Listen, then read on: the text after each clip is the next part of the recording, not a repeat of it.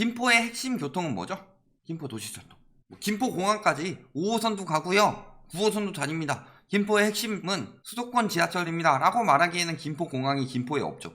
도시철도 굉장히 많이 깠었죠. 이거 사실 두량짜리가 무슨 의미가 있냐. 두량짜리요, 두량.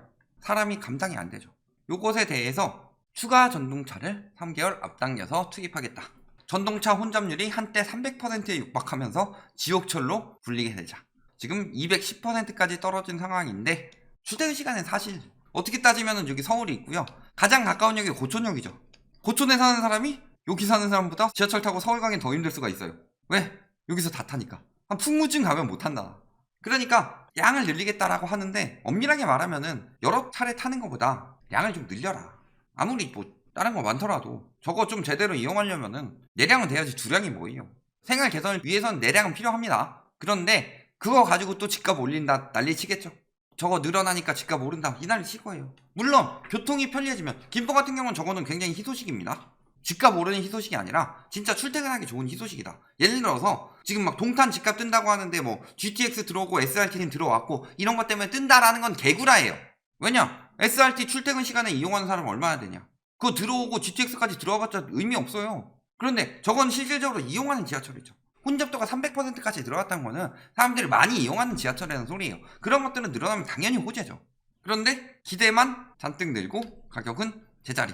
자, 도시철도 개통도 마찬가지예요. 김포가 오른 이유는 거주가 용이하고 출퇴근이 편해져서가 아니고 뭐 때문이에요? 도시철도 다 해놓고 나중에 뭐 한 거예요?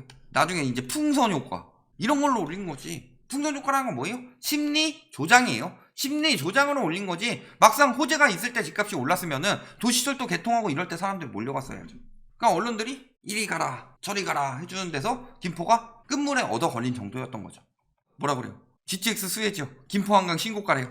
그러면서 신고가 찍은 것들 또 이야기 나오죠. 직전 거래보다 1,700만원 오른 건 신고가, 7억 5천 직전 거래보다 4,600만원 뛴 신고가. 그러면은 신고가 찍는 단지들 당연히 언론의 편파적인 보도를 막기 위해서 뭘 해야 돼요?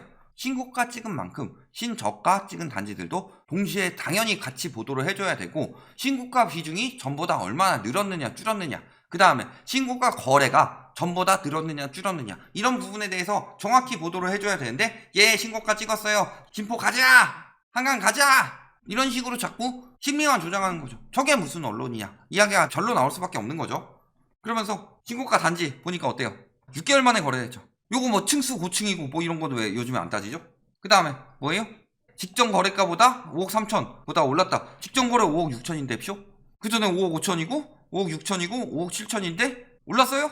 이 새끼한테 입만 벌리면 거짓말이 자동으로 나와. 거짓말이 자동으로 나오죠. 아니 누가 봐도 떨어졌는데 저걸 가지고 언제 5억 3천 찍은 것보다 올랐다고 지금 어디서 장단질이야 소문까지 날아가 본 게 전세 매물 이야기하고 있어요.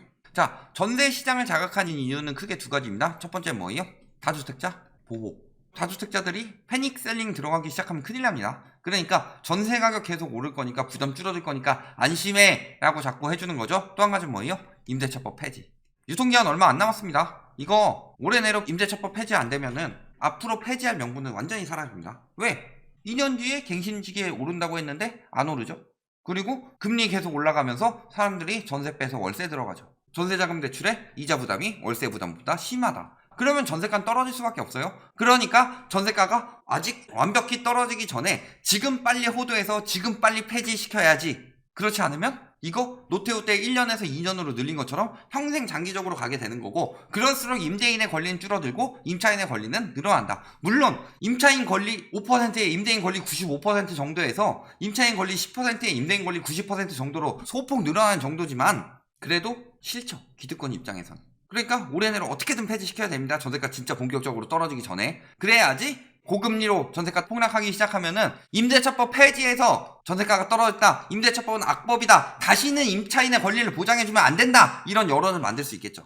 재차 불안해지고 있고 8월 이야기하는 거 왜 불안해져요? 임대차법 시행 시기에 왜 전세가 오른다고 그랬어요? 매물이 줄어서. 그러면은 8월 이후에는 매물이 늘겠죠. 수요 걱정할 필요 있어요? 임대차법 시행 시기 때는 수요 이야기했어요? 매물 이야기만 했죠. 그럼 지금도 똑같이 매물 이야기만 해야죠. 여태까지 계속 공급 이야기만 하지 않았어요? 언제부터 수요 따졌다고. 그리고 전세 매물이 줄어요? 요만큼 줄어든 거 23개 줄어든 거 가지고 이전에 늘어난 거 다 무시하고 전세 매물이 없어요. 매매 가격 지수 보합에서 조금 떨어졌다 조금 다시 올라갔다 이제 다시 보합된 거다. 요거 잠깐 나왔을 때 빨리 부추겨서 해야 되는데 잘 되지는 않고 있다. 이게 답인 거죠. 전세 가격 지수요? 이런 식으로 부추겨서 지금 전세가 올리고 있는 거죠. 가격비는 어때요? 요런 것들은 아마 통계상 변동 때문에 급격하게 바뀌었을 텐데 전세가율 자체가 굉장히 좀 떨어져 있다는 거죠. 전세가율이 떨어졌다는 거 투기 수요들이 들어가기 굉장히 힘들다는 이야기입니다. 떨어질수록 힘들어지는 거죠. 언제 들어가기가 용이해요? 진짜 꾼들이 미리 가서 잔뜩 사놓고서 그러면은 언젠가 언론에서 거기 띄워줘요. 계속 띄워주면 분위기 만들죠. 어딘가가 떨어지면 예를 들어서 하다못해 여승관 같은 데 사놨어도 그때 막 500만원이면 갭투기 할 것 하면서 여기가 잘못된 것처럼 보도하지만 지금 들어가야 할 것처럼 계속 은근슬쩍 뉘앙스를 풍기죠. 이게 언론이 하는 작태죠. 500만원 가지고 투기해서 깡통전세가 굉장히 위험하다. 깡통전세를 가지고 법을 만들어야 된다. 이게 아니라 거기 투자자들이 몰린다. 잘못된 행태인 것처럼 말하지만 그래서 많은 차익을 남긴다. 돈 벌고 있다. 자꾸 이런 식으로 사람들 거기다 몰아넣으려고 하고 있죠. 풍선효과 다 똑같은 이야기다. 김포 지금 풍선효과 이야기해서 전세가는 한계가 있죠. 전세가는 저금리 거품으로 인해서 그 전에 전세자금 대출을 워낙 많이 풀었기 때문에 그래서 전세가의 경우도 지금 거품이 끼어있다고 말할 수 있지만 그럼에도 불구하고 무리하게까지 비싸게는 하지 않는다. 왜? 전세가는 시세 차익이 남지 않기 때문에. 그런데 전세가율이 떨어지고 있다는 것 그거 자체는 이 거품 낀 전세시장보다도 더 큰 거품이 매매시장에 쌓여있다. 그런데 문제는 지금 매매가들이 신고가 찍는다고 난리를 치는데 하락하는 단지까지 뽑아가지고 신고가 찍는다고 구라를 칠 정도면은 김포시의 부동산 상황이 어떻겠느냐. 그런데 그 좋지 않은 부동산 시장임에도 불구하고 전세가율이 떨어진다라는 거는 투기 수요들이 들어오기 지금 폭망이다. 이게 답이라는 거죠. 예전에 막 풍선효과니 뭐니 막 하더니 아파트 지금 200건도 안 나온다. 두 번째 금리 인상 이후 거래시장 완전히 맛이 갔다는 거죠. 뭐가 살아나고 있냐. 그리고 외지인 매매 거래 비중 60% 찍었다가 42%로 뚝 떨어졌죠. 왜 언론에서 비중 이야기를 안 할까? 2030 패닉바잉 하면서 거래량은 줄었는데 비중 가지고 열심히 따지던 언론들이 불리한 건 이야기 안 하죠. 외지인들도 안 들어가고 있다. 보면 어때요? 뭐 올라간 것처럼 보이지만 7억 1천 찍고 전반적으로 6억대로 다시 떨어졌죠. 이거 계속 갈 수가 없죠. 최근에 자꾸 이런 거 부추겨서 나오는데 왜 6억 8,800 거래가 됐는데 6억 5천 매물이 나와 있어요. 4억 6,500 거래가 됐는데 4억 6천 매물이 나와 있죠. 2억 8,500 거래가 됐는데 얘는 저렴한 거니까 더 비싸게 놓긴 하는데 얘는 전반적으로 떨어지는 추세죠. 여기는 이제 하나씩 튀는 것들이 이제 최근에 나왔는데 전반적으로 호가보다 높은 거래들이 형성되고 있다. 이런 것들은 지금 팔고 싶어 안달이 났다는 거죠. 그리고 갭은 엄청나게 많이 벌어졌습니다. 그 다음에 풍무 떨어지고 있어요. 마산 떨어지고 있죠. 운양 떨어지고 있죠. 떨어지고 있는 단지들은 호가가 더 높은데 얘는 호가가 더 낮게 나와 있고요. 이런데 떨어지고 있는 단지들을 대부분 호가 높게 하는데 실질적으로 급매매에는 거래가 안 되는 거고 올라갔다고 찍은 단지들 보면은 급매가 있는데 올라간 거 보면은 의심도 되고 아니면 그것보다 지금 빨리 싸게 팔고 빠지려는 사람들이 슬슬 생겨나고 있다는 거죠. 역시 갭은 많이 벌어졌고 지금 전세가 아직까지 뭐 오르고 있는 단지나 떨어지고 있는 단지나 나오고 있는데 앞으로 이제 전반적으로 떨어질 수밖에 없죠. 김포까지 갈 필요가 뭐 있어요. 서울에서도 이제 전세가 떨어지고 있는데. 그리고 매물도 보면 어때요? 매매 지금 팔려고 안달 났어요. 똥줄이 탔죠. 그 다음에 전세 요만큼 줄어든 거 23건 줄어든 거 이야기하지 말고 이렇게 늘어난 걸 이야기를 해라.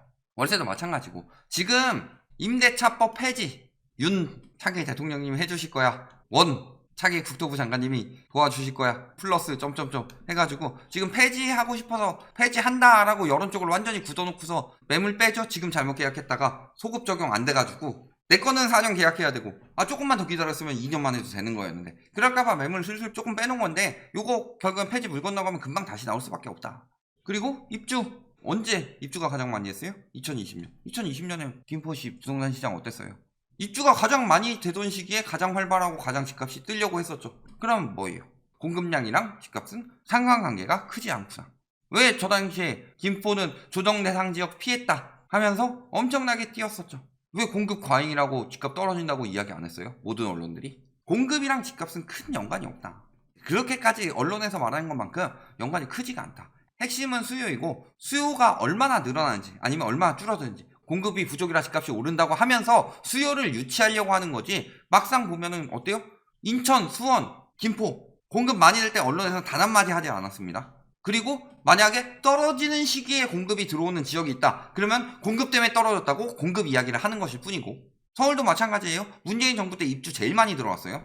18년, 19년, 20년에 역대급으로 들어왔죠. 맨날 공급 부족 이야기했죠. 핵심은 공급이 아니에요. 공급을 넘어서는 투기 수요들이 들어오느냐 안 들어오느냐고. 그렇기 때문에 규제 정책은 어느 정도 필요한 거고, 집을 자산으로 자꾸 이야기를 하는데 물론 자산인데 그냥 가지고 있는 자산이 아니죠. 금이나 주식이나 수익을 위한 자산이 아니라, 집이라는 것은 가장 큰 문제는 뭐냐, 내가 사면은 다른 사람들한테 그만큼의 기회가 박탈이 돼요. 그런데 문제는 다른 기회 박탈보다 더 심각한 건 의식주 중에 하나이기 때문에 다른 사람들의 기회를 박탈해서 폭리를 취한다. 이거는 굉장히 국가적으로 안 좋은 사례예요. 그렇기 때문에 부동산에 대해서는 시장 논리대로 맡겨놓으면 안 되고, 어느 정도 폭리를 취하지 못하게, 투기 수요들이 많이 들어오지 못하게 어느 정도의 적정선의 규제가 필요한 건 당연한 이야기임에도 불구하고 그게 시장 왜곡이고 그게 잘못되었다고 이야기하는데, 아니에요. 지금 투기 수요들 유도하고 언론에서 띄우는 게 시장 왜곡이고 규제 완화하는 게 시장 왜곡이에요. 투기 수요들이 많았기 때문에 그렇지, 투기 수요들 빠지고 나서 실수요 위주로 거래가 되는데, 그럼에도 불구하고 내가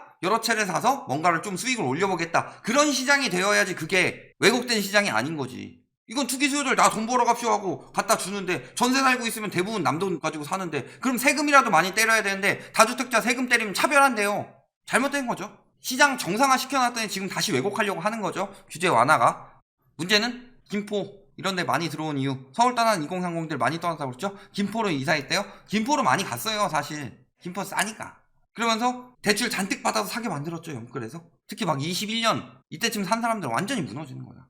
그리고 지금 어디서 많이 들었어요? 강서 양천. 강서 양천이 서울에서 잘 산 지역이 아니에요. 그런데 거기서도 밀려서 김포로 간 거예요. 그 심리를 이용해서 서민들한테 건설사들이 비싸게 팔아 처먹으려고 완판 내려고 난리들을 쳤다. 그게 문제인 거죠. 물론 저기도 투기로 들어간 사람들이 있겠죠. 그런데 투기에 당한 사람들이 너무 많다. 그 사람들이 가장 큰 피해자다. 그런데 그 피해자를 더 늘릴 거예요? 본인이 그렇게 안쓰러우니까 거기 합심하고 싶어요? 김포는 호재 때문에 오른 동네가 아니다. 풍선 유가라고 하면서 투기 유도 플러스 공포 수요 유도로 오른 동네다. 그런데 투기는 수익 떨어지면은 안 들어갑니다. 공포 수요는요, 거래량 줄면 빠져요. 집값이 전처럼 안 오르고 오히려 떨어지는 분위기 나오고, 거기다가 본인도 여력이 안 되고 거래량이 떨어지는 시기에 지금 그래서 다 빠지고 있다. 그렇기 때문에 사실 집값은 크게 영향이 없다. 그리고 도시철도 늘린 거는 거기 실수요들 위해서 잘한 일이다. 저런 거 해가지고 자꾸 집값 자극하고 해서 좋은 혜택을 퇴색되게 만들지 마라. 여기까지 말씀드리겠습니다.